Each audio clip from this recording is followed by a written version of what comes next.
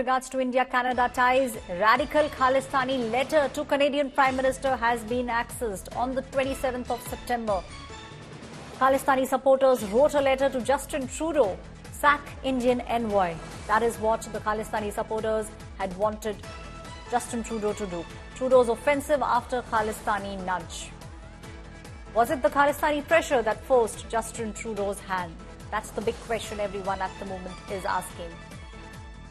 If we speak about the relationships between India and China, they have been deteriorating over the past many months. Allegations after allegations, statements after statements being made by Canadian Prime Minister Justin Trudeau. And now, India today has accessed a letter which was written by Khalistani supporters to the Canadian Prime Minister. The letter was written on the 27th of September. Supporters wanted Justin Trudeau to sack the Indian envoy. Questions are now being raised that is the offensive by Justin Trudeau after the nudge which was given to him by the Khalistani supporters. Was it the Khalistani pressure that forced Justin Trudeau's hand? In fact, 24 hours ago, it was Justin Trudeau who, in front of the committee in his country, said that they did not share any kind of investigative information with India, and also said that they don't have any proof to back the allegations that they have been making against India. There's a total breakdown of relationships between India and Canada. In fact, the United States and the United Kingdom also are now backing Canada, and they want India to answer. My colleague Shivani is now joining me on the story. Shivani, this is something which India has been saying. This is a stand that India has been maintaining over the past many months.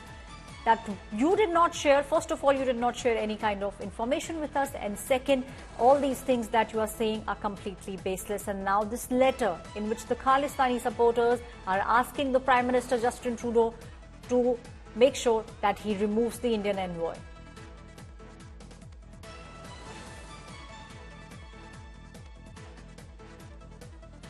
Now, the Trudeau-Khalistani terrorist link has been exposed. One of the most shocking confessions have now come to the fore. Khalistani terrorist Panu is revealing his direct links to the Canadian Prime Minister. There's a complete breakdown of relationships between Canada and India. India has been maintaining since day one. It has no role in the killing, in the assassination of Khalistani sympathizer. In fact, as the world is watching this complete breakdown of relationship between India and Canada, a letter has now been accessed by India today in which radical Khalistani supporters are asking Justin Trudeau to sack the Indian envoy. The question now being raised, was it the Khalistani pressure that forced Justin Trudeau's hand? In fact, there is a lot of political turmoil taking place in Canada. Canada's leader of the opposition is also raising fingers at Justin Trudeau. He, in fact, is saying that it was Justin Trudeau who let Beijing interfere in the internal matters in the politics of Canada. My colleague Shivani is now joining me on the story. Shivani, we have now accessed this very crucial letter. In the letter, the Khalistani supporters are nudging Justin Trudeau. They are asking him to sack the Indian envoy.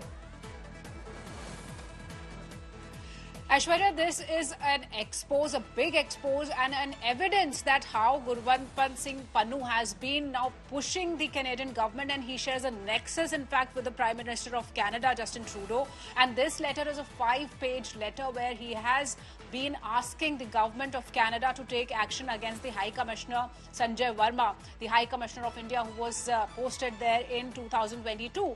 And remember, this was the time when there were a number of protests, anti-India protests, and there were attacks on the diplomats of India in Canada, and there was no action against these perpetrators, especially the Sikhs for Justice organization that has been flourishing in Canada, that has been running multiple anti-India campaigns, attacking the people, the diplomats of India in Canada. This letter shows how there is a nexus between both the Sikhs for Justice organization and all these people who've been carrying forward the anti-India campaign and the government of Canada, especially PM Justin Trudeau, who has been appealed by Sikhs for Justice organization, Panu, to take action against Sanjay Verma. So this is another expose that has come to the highlight after this whole controversy erupted between India and Canada, where Canada has been Ravindra putting harsh Sachdev is also now joining me on the story. Mr. Sachdev, we are seeing a complete breakdown of relationships between India and Canada. And now this letter in which one can clearly see that it was the supporters of the idea of Khalistani supporters, they are nudging the Prime Minister Justin Trudeau and asking him to sack the Indian envoy. Thank you. Yeah, absolutely. Yes. There are a couple of things I'll say. One, on the one hand, I will not credit Pannu being so effective that, Trudeau listens to him. Pannu is always something like that. But yes, what it means, as you're saying, nudging, it's an ecosystem which is developing, or which has developed, right? And within this ecosystem, definitely, yes, Trudeau is trapped, or he has trapped himself, I would say, and therefore his actions from what we are seeing. Panun, yes, I mean, he's a nuisance on the one hand, and secondly, I would assume that any rational leader will not be, very much impressed with Panun. But the point is, yes, he is, he's stirring the waters very much. And this is creating an ecosystem, a narrative, which is kind of building up and in which Trudeau is trapped. Right. Ravinder, one of the other things that everyone is very keenly looking at now is that there's a lot of political turmoil taking place in Canada. We are seeing the leader of the opposition also now pointing fingers. But do you think that the ramifications that this has had, it will take years for India-Canada relationship to improve? The ramifications would, sorry? The ramifications that we are saying, the complete breakdown of ties, do you believe it will now take years for those things to be back on track? Yeah, unfortunately, it will, because a couple of things. One, if we assume that tomorrow Trudeau is, removed from office or loses election, and we assume that the Conservatives who come will do a 180-degree turn, I think we will be disappointed. The Conservatives also have many amongst them who are Khalistani sympathizers or who, depend upon the sympathetic vote. In fact, the deputy leader, Pierre is the leader of the Conservatives, right? In the parliament, they have two deputy leaders. One of them is an Indian Sikh origin, Tim Uppal. After Nijjar's death, when the parliament was meeting, Tim Uppal said that I sympathize with Nijjar, I've been to his family, I've met his son, and he has been assassinated, etc., etc. So, within the Conservatives also will be their sympathizers of Khalistan and Khalistani supporters. But yes, it would be two things. One, it would be less than, less than the ecosystem in which Trudeau is. It would be lesser than, the Liberal Party. And secondly, hopefully when they come to power, the Conservatives, if they come, they will want to start afresh with a new beginning with India. So that would give some hope. But at the same time, this has become a systemic problem, a structural problem, if one could say, in Canada. So you're saying that this has become a systematic problem in Canada. We are seeing how there's a political turmoil taking place in Canada. Elections are around the corner. But one thing which stands out, on one side, we have China, and there are calls being made that it was China which helped Trudeau in his minority government, both in 2019 and in 2021. On the other side, we have the Khalistani pressure also building up. So do you believe that overall the situation at the moment looks very, very grim? You've taken the conversation to a very interesting corner. I have been saying that what Trudeau is doing is due to China Gate. Exactly as you say, in 2019 and 21, the Chinese influenced 11 of Trudeau's party were helped to win. 9 of the opposition were, defeated. The Canadian intelligence knew about it, but were doing nothing. The matter was under wraps. In May or March of last year, 23, the Globe and Mail newspaper found out about this, and they ran a big story, which became a huge scandal for Trudeau, that he was sleeping on the job or complicit in the China influence. Now, fast forward to Nijjar.